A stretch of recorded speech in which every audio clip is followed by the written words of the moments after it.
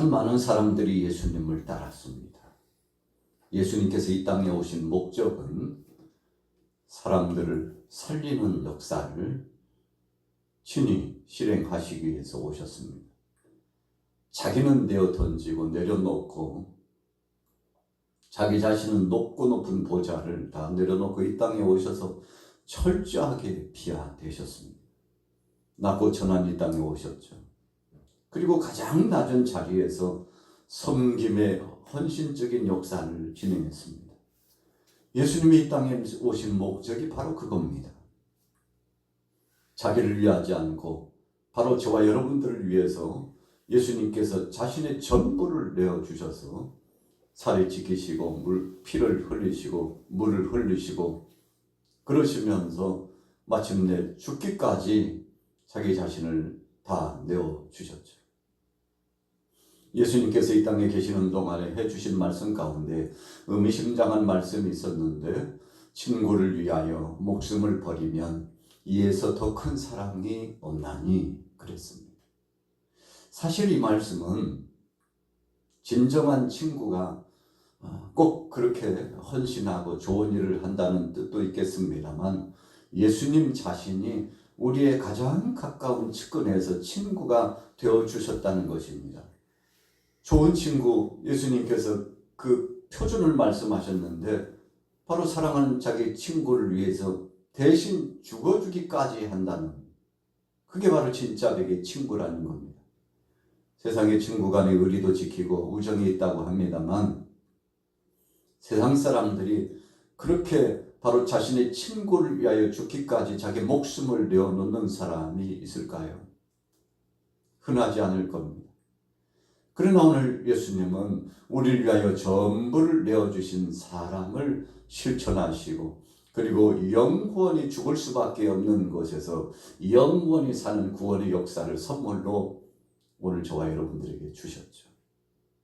그럼에도 불구하고 오늘 본문 말씀을 통해서 우리가 묵상하면서 우리를 되돌아보고자 하는 것은, 그런 큰 은혜를 받았음에도 불구하고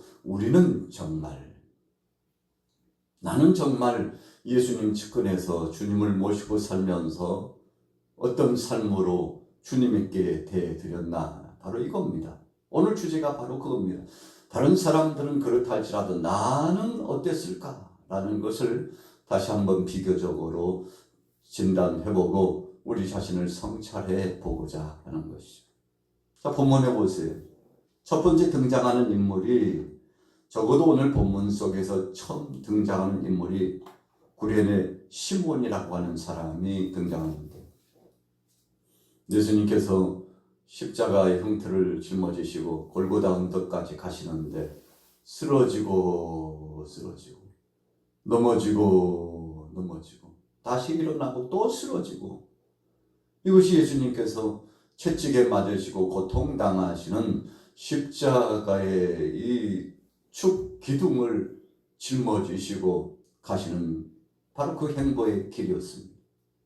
그런데 예수님이 자꾸 넘어지고 유약해서 힘이 없으니까, 우리가 잘 아는 대로 이사야 선지자는 예수님의 모습을 그렇게 고백하며 선포했잖아요. 예수님의 모습이 얼마나 초라한지 흠모할 만한 것이 그에게 없었다고 그랬습니다. 예수님의 그 모습은 마치 나무 가지가 앙상한 것처럼 바짝 마르고 이 몰골이 말이 아니었다는 것입니다. 그만큼 예수님께서는 잘 잡수시지도 못하고 잘 쉬지도 못하시고, 우리 인간 편에서 볼 때는 참 그렇게 삶을 어렵게 간신히 참 힘겹게 살아가는 그 모습 그대로 비춰졌다는 것입니다. 그래서 흠모할 만한 아무것도 그분에게서 없어 연한 순줄기와 같이, 여러분, 연한 순줄기와 같은 거 약하다는 것입니다. 그냥 바람 훅 불면 그냥 넘어갈 것 같은 그런 연약함이 육체적으로, 적어도 형상적으로 보면 예수님의 모습이 그럴 만큼, 여러분, 주님께서 십자가의 형틀을 짊어지고 가실 때 쓰러지고 또 쓰러질 수밖에 없었던 것은 다른 죄수들에 비해서 그만큼 약하셨다는 것입니다. 이 약하셨다는 것은 주님이 힘이 없고 무능하다는 뜻이 아니라 정말 세상에서 아무런 욕심도 없이 오직 우리를 위하여 전부 내어주시기 위해서 헌신적인 사역을 진행했다는 것을 증명하는 말씀이죠. 얼굴이 기름기가 줄줄 흐르고 근육질도 왕성하고 그리고 몸맵시도 미남형에다가 키도 훌쭉하고 옷 입는 거 하며 그 몸이며 마치 어떤 참 인간미 넘치고 또 풍요로운 모습을 보여주는 어떤 사람처럼 여러분 형상적인 그런 모습이 아닌 예수님, 너무나 힘겨운 그런 삶의 과정을 살아가셨던 예수님, 그 주님의 모습은 초라했는데 시몬이 대신 예수님의 십자가 형태를 억지로 끌려가지고 로마 군병에 보니까 그래도 힘 좀 쓰게 생겼어요. 그래서 의논하지 않고 그에게 어떤 보상이나 대가를 지불하겠다는 약속도 없이 그냥 끌어당겨서 예수님의 십자가 형태를 대신 짊어지도록 했는데 참 그 당시에 보면 오늘 이 시몬은 억울했을 겁니다. 길 가다가 어떻게 그 많은 사람 가운데 재수없이 내가 걸려가지고 그 형태를 중간에 짊어지고 가야 했던, 여러분 한편에서 보면 참 초라한 인생이요, 볼품없는 사람이요, 재수없는 사람. 그런데 나중에 보면은요, 바로 이 구레네 시몬이 예수님의 십자가 형태를 짊어지고 가다가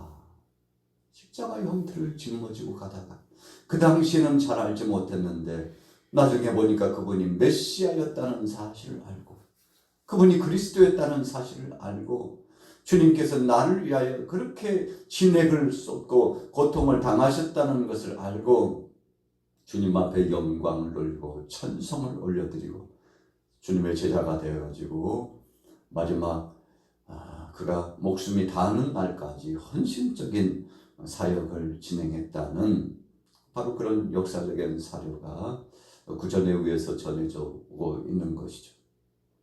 여러분, 처음에는 억지로 끌려갔지만 나중에는 감사감격하고 내가 그래도 내 삶에 있어서 한 과정, 시간은 많이 되지 않았지만 그 조금이라도 주님을 위하여서 수고하고 헌신할 수 있었다는 것에 참 감사하고 영광스럽게 생각했다는 거죠. 여러분, 우리는 예수님 때문에 핍박을 받고 예수님 때문에 조롱받고 예수 믿었다는 이유로 불이익을 당하고 욕보임을 당하면 참을 수 없어요. 견딜 수 없습니다. 속에서부터 열불이 쏟아져 나와가지고 이 안갚음을 하지 않으면 속상해서 잠을 잘 수 없을 것 같고 분노가 치솟아오르고 그래서 식욕도 떨어지고 내 인생 이러다가 큰일 나겠다, 망가지겠다고 생각하고 10배, 100배, 1000배로 갚아줘야 된다고 생각하는 것이 일반적인 사람들의 생각 아니겠습니까? 그러나 여러분, 주님은 우리를 위하여 전부를 내어주셨는데 정말 선대하면서 하나님의 뜻과 영광스러운 은혜를 알고 살아가면 복된 것 아니겠습니까? 자, 34절에 보세요. 쓸개 탄 포도주를 예수님께 주어 마시게 하고 조롱하는 자들이 있었습니다. 어떤 자는 억지로라도 십자가를 지다가 나중에 주의 은혜를 깨달았는가 하면 주위의 군병들이 예수님이 목마르다고 하니까 쓸개 탄 포도주, 참 얼마나 쓰겠습니까? 그것을 해흉에 묻혀가지고 입에다 대주는데 너무 고통스럽고 괴롭습니다. 물을 마시고 싶어서 물인가 싶으나 물이 아니고 써서 얼마나 괴로운지, 여러분, 탈수증이 오고 목이 마르고 이제 기진해지고 이 고통은 점점 심화되어 오는데 자기를 위로해주고 자기를 도와주는 자는 아무도 없습니다. 오히려 예수님을 설상가상 힘든데 더 힘들고 고통스럽게 한 사람이 바로 그런 사람들이 있었다는 거죠. 여러분, 우리가 인생 여정을 살아가면서 어쩌다 잘못 살면 주님 뜻과는 상관없이 주님을 욕보이고 주님을 조롱하고 다메섹 도상에서 사울이 그랬잖아요. 당신이 누구냐고. 태양빛보다 강력한 능력의 빛으로 그를 중도에 세우고 더 이상 앞으로 가지 못하도록 방해하고 막았으니까 사울이, 바울이었던 사울이 그러잖아요. 도대체 당신이 누구냐고. 그때 예수님 말씀합니다. 네가 핍박하는 예수다. 네가 조롱하는 예수다. 네가 욕보이는 예수다. 얼마나 놀랐는지. 바로 그분이 그리스도요, 그분이 하나님이시라는 사실을 알고 그는 한평생 예수님 자랑하고 십자가 자랑하고 살아가겠다고 하는 고백을 하면서 살아가게 되었지 않습니까? 자, 오늘 본문에 예수님을 조롱하고 쓸개탄 포도주를 주었던 사람들, 참 안타까운 거죠. 여러분 인생론에 있어서 어떤 사람은 주님의 영광을 나타내고 주님께 참 아름다운 헌신을 나타내는 사람이 있는가 하면 예수님 그러셨잖아요. 가룟 유다를 보시면서 너무 속상하고 마음 아프셔서 저는 차라리 태어나지 않은 것이 좋을 뻔하였다. 하나님 되신 예수님이 그렇게 말씀하실 정도면 참 그렇게 기회를 여러 차례 주었으나 기회를 붙잡지 않고 망나니와 같이 하나님의 뜻을 거스리는 불순종의 자식으로 살아갔는데 그 삶을 예수님께서 안타까워하시고 돌아오기를 원하셨던 주님의 말씀이었다고 생각해 볼 수 있죠. 그러나 가룟 유다는 끝내 돌아오지 않고 정말 가서는 안 될 곳으로 가버리고 건너서는 안 될 강을 건너버린 참 안타까운 사람이 되었죠. 여러분 왜 그렇습니까? 하나님의 은혜를 모르기 때문에 그래요. 감사하지 않기 때문에 그렇습니다. 그분의 구속사의 은총이 얼마나 크고 보배로운가를 이 가슴 속에 은혜를 안에서 은혜 안에서 누리지 못하기 때문에 그렇게 되는 것입니다. 여러분 우리가 자녀들도 사랑을 많이 받은 자녀가 사랑을 많이 주는 자가 된다고 그러지 않습니까? 그래서 우리가 어떤 은혜를 누리며 하나님의 은혜 가운데 인식하고 살아가느냐에 따라서 우리가 살아가는 삶의 형태가 달라지는데 오늘 아침에 나오신 여러분들과 저는 누워도 감사, 일어나도 감사, 어제도 감사, 오늘도 감사, 앞으로도 감사할 수밖에 없다는 사실을 이 속에 재인식하고 고백하면서 살죠. 그래서 넘어져도 감사해요. 어려움이 닥쳐도 감사해요. 악조건 속에서도 이기게 하시고 그 과정을 통과하게 하신 하나님 앞에 감사, 좀 불편해도 감사, 참 못마땅해도 감사, 억울해도 감사. 주님의 은혜에 비하면 주님이 나를 위하여 십자가상에 못 박혀 죽으신 것에 비하면 아무것도 아니라는 사실을 우리 마음속에 깨닫고 인식하고 감사하고 있기 때문에 그런 것이죠.